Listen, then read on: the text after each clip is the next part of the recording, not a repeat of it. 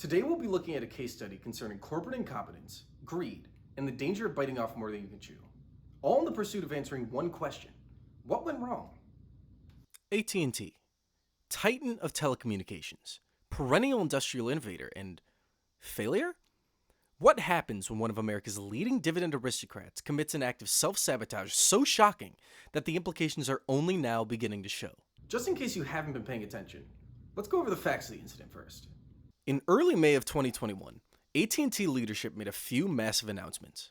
First, they would be spinning off Warner Media and merging it with Discovery to create a brand new media conglomerate. This new entity is being constructed with the sole aim of allowing AT&T to compete with streaming giants like Netflix and Hulu. However, what AT&T doesn't tell you is that this merger and spin-off is alleviating debt accrued through multiple poor business acquisitions. Two acquisitions that carried with them a combined price tag of $152 billion.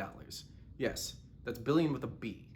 The second and more impactful of these announcements was the declaration of a new dividend, a new, quite possibly lower dividend. Yes, for the first time in more than 30 years, it's speculated that AT&T will cut their dividend payout. If this turns out to be true, it would mean that AT&T loses its prestigious status as a dividend aristocrat, a company that has maintained at least 25 years of continuous dividend payouts and increases. While corporate leadership has not come out and said that a cut is coming, they made the cryptic statement that owners of T-stock can expect a dividend resized to account for distribution of Warner Media to shareholders. The press release continues, saying, AT&T expects an annual dividend payout ratio of 40 to 43% on anticipated free cash flow of $20 billion plus. Seeing as 40% of $20 billion is $8 billion, and AT&T already requires $15 billion in free cash to pay dividend payments, the math here seems obvious. It should go without saying that this would be a massive blow to what was once seen as a foolproof dividend. While AT&T's downfall may come as a surprise to most, those who've been paying attention have been seeing cracks beginning to show as early as 2015. That was the year AT&T was kicked off of the Dow Jones Industrial Average and replaced by Apple, who of course have gone on to become one of the most valuable companies on the planet. What really set AT&T on a downward spiral was their 2014 acquisition of DirecTV.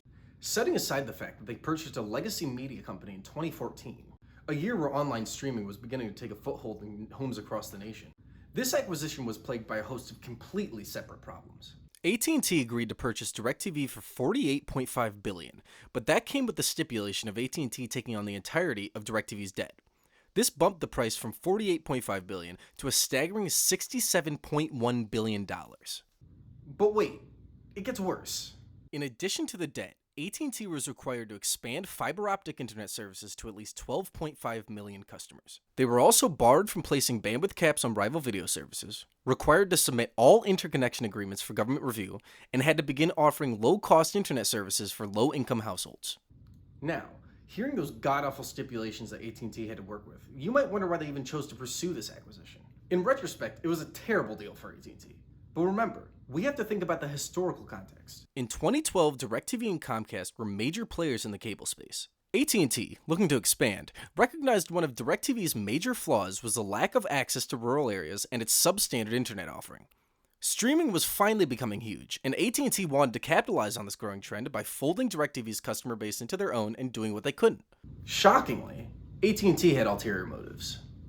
What they really wanted to achieve was better bargaining power in licensing premium content, something that would have been incredibly cost prohibitive without a large enough customer base. AT&T is planning on spinning off DirecTV. Citing heavy customer losses and a dwindling cash flow, AT&T is going back to its roots, so to speak, by focusing on connectivity and content. This is clearly a mistake, but just how big are we talking? Well, get ready. The new standalone company is projected to be valued at only $16 billion. You heard that right. In a span of 6 years, the value of the business acquisition went down by $51 billion. Just 2 years after the absolute smooth-brained DirecTV acquisition, they decided to acquire another media giant, Time Warner. This time for an even more staggering amount, $85.1 billion. Now, you might think that AT&T learned from the past and decided to approach this business deal differently, but you'd be giving them far too much credit. They bought Time Warner for the exact same reason that they bought DirecTV: better access to original content and an upper hand in content distribution. Almost mimicking the first deal, AT&T once again encountered regulatory problems. It was only after entering an antitrust case with the US government that AT&T was able to squeak this deal through, and even then they were met with stipulations. AT&T had acquired popular streaming services such as HBO Go from this deal, but the debt they had acquired in just under 2 years was worrisome to say the least. AT&T's voracious appetite for acquisitions resulted in acquiring two media conglomerates with almost identical problems and a lot of debt. By 2019, AT&T carried more than $151 billion in debt. What did AT&T do to minimize this debt? It increased prices for all of the streaming services, which, as expected, hurt their bottom line. 2019 saw a steep decline in customers for AT&T as they lost 4.1 million TV subscribers. A clear result of the price hike. This can also be attributed to the redundancy in services that they offered. At the time, AT&T offered HBO Go, HBO Now, which were somehow two distinct apps, AT&T Now, AT&T TV, AT&T Watch TV, AT&T Uverse, and DirecTV. A mouthful, we know. They had so many similar services that even AT&T's own customer service had trouble differentiating them. The debt accrued by AT&T had real-life effects when they laid off over 37,000 people.